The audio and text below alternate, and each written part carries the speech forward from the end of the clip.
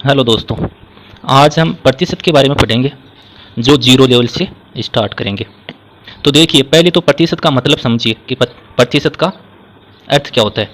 तो यहाँ पर देखिए, प्रतिशत जिसको इंग्लिश में परसेंटेज बोलते हैं, प्रतिशत का अर्थ प्रत्येक पर 100 पर। इसका मतलब है हमेशा कोई भी मान हो हमेशा 100 में से ही निकाला जाएगा। परसेंट का मतलब ही 100 होता है। तो प्रत्येक 100 पर मतलब जो भी वैल्यू आएगी हमारी हमेशा 100 में से आएगी। आपका 101 या 200 1000 से ऊपर कोई भी वैल्यू परसेंट में नहीं आएगी, ओनली 100 से नीचे आएगी, हमेशा 100 में से निकल कर आएगी। कितनी भी बड़ी राशि हो वो 100 पर ही सिमट के रह जाएगी। अब आगे देखिए, प्रतिशत ज्ञात करने के लिए हमेशा 100 से गुणा करते हैं। किसी भी संख्या का प्रतिशत ज्ञात करो, उसका 100 से गुणा। यदि आप जीरो लेवल से पढ़ रहे हैं तब आपको ये याद करना है, प्रतिशत हमेशा ज्ञात करने के लिए 100 से गुणा करते हैं। तो देखो, हमारा पहला एग्जाम्पल है 1/2। इसका प्रतिशत या परसेंट ज्ञात करने के लिए इसको 100 से गुणा कीजिए, 100। अब देखो, 2 से 100 50 बार कैंसिल हो जाएगा, तो हमारा मान बचेगा 50%, जो परसेंट का निशान होता है। इसी प्रकार 1/3 का परसेंट ज्ञात करने के लिए इसका 100 यानी 100 से गुणा कर दीजिए, क्योंकि प्रतिशत ज्ञात करने के लिए हमेशा 100 से गुणा करते हैं। अब देखो, 3 का 100 में भाग देंगे तो आपका पूरा पूरा 33 बार चला जाएगा और शेष पलाएगा 1/3 प्रतिशत या परसेंट। 33 नहीं, 1/3%। इसी प्रकार 1/4 का मान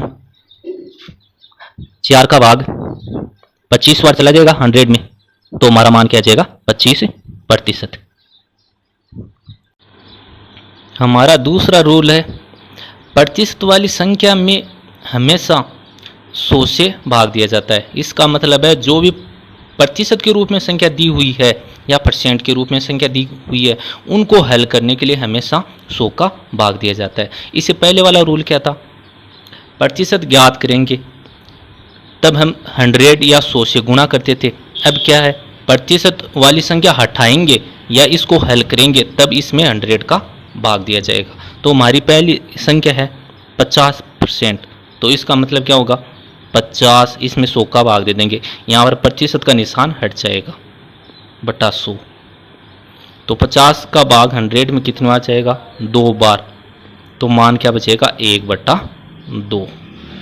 इसी प्रकार 25%, तो 25% का मान क्या है 25 बट्टा, ये प्रतिशत का निशान हटाएंगे तो नीचे क्या आ जाएगा 100। तो 25 का 100 में भाग जाएगा तो कितनी बार, 4 बार, तो मान आ जाएगा 1/4। इसी प्रकार 40% का मान आ जाएगा, इसी प्रकार 45% का, तो 45% का मान क्या होगा 45/100। तो इसको 5 से काट दीजिए तो 9 बार चला जाएगा, अरे इसमें 20 बार, तो इसका मान हमारे पास क्या आएगा 9/20। इस प्रकार आप प्रतिशत ज्ञात करेंगे तब 100 से गुणा करेंगे और प्रतिशत हटाएंगे तब आप 100 का भाग देंगे। अब आगे हम क्वेश्चन हल करेंगे। हमारा क्वेश्चन है 80 400 का कितना प्रतिशत है। तो इस क्वेश्चन में हमें क्या पूछा है, 80 है वह 400 का कितना प्रतिशत है। तब इसको हल करने के लिए, प्रतिशत ज्ञात करने के लिए आपको क्या करना है, जो ऊपर संख्या 80 उसको ऊपर लिखनी है बट्टा 400, तो टोटल संख्या नीचे लिखी। यार प्रतिशत ज्ञात करने के लिए हमेशा 100 से गुणा करते हैं। तो आपको याद रखना, किसी भी संख्या का परसेंट ज्ञात करते हैं तो 100 से गुणा। तो 2 0 से 2 0 कैंसिल हो गए, 4 का भाग 80 में ये 20 बार चला गया, तो हमारा आंसर क्या आएगा 20%। इसी प्रकार देखो दूसरा क्वेश्चन देखो, 400 का 30%, इसका मान क्या होगा। तो यहाँ पर क्या दे रखा है 400 का 30%, तो इसको इस प्रकार हल किया जाता है। 400 का मतलब आप ये समझ लेना मल्टीप्लाई होता है या गुणा होता है। 30% प्रतिशत उठाएंगे तो हमेशा नीचे क्या आता है 100। 2 शून्य से कैंसिल हो जाएगी, 4 का फाड़ा 3 बार बोलने पर 12 120, तो इसकी वैल्यू क्या आएगी 120। इसी प्रकार देखो और क्वेश्चन देखिए, क्वेश्चन नंबर 3, 600 का 20% का 60% कितना होगा?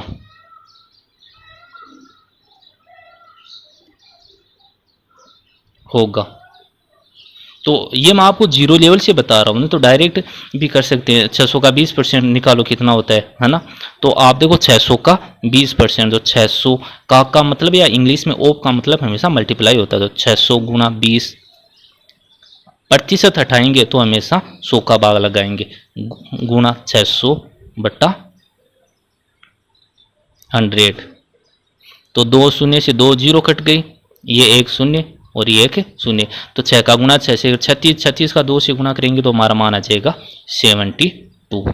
तो इस तरह के क्वेश्चन हमें प्रतिशत में सामान्य रूप से जीरो लेवल से हल कर सकते हैं। हमारा अगला क्वेश्चन है 450 का x प्रतिशत 54 है, तो x का मान क्या होगा? तो इस तरह के क्वेश्चन को हल करने के लिए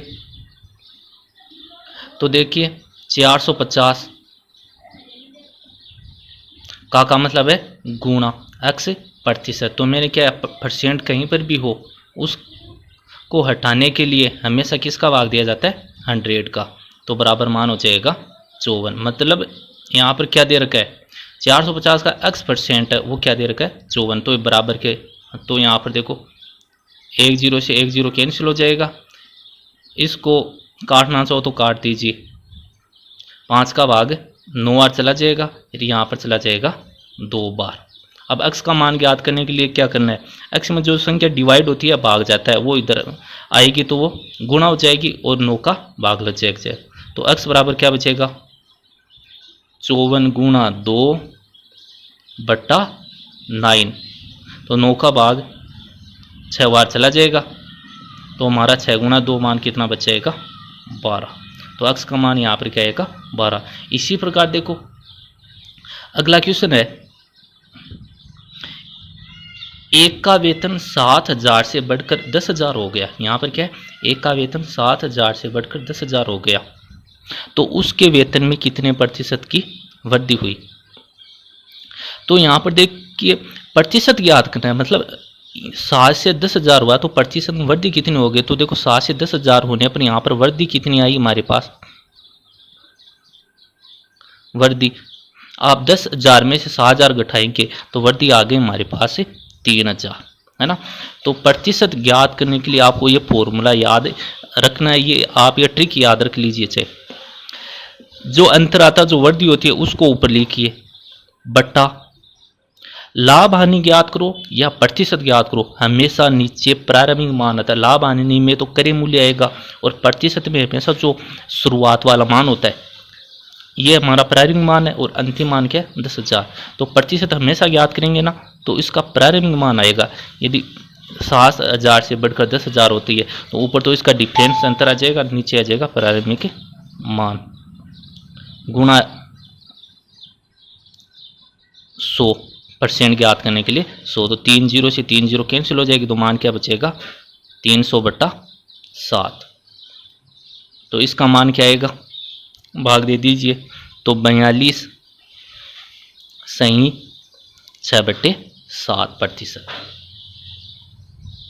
तो आप इसको भाग देकर हल कर लेना। 300 में आप 7 का भाग दो, 42 बार पूरा हो जाएगा, 6 शेष वाला बचेगा बटा 7, या 42.8 या दशमलव में इस प्रकार आ जाएगा।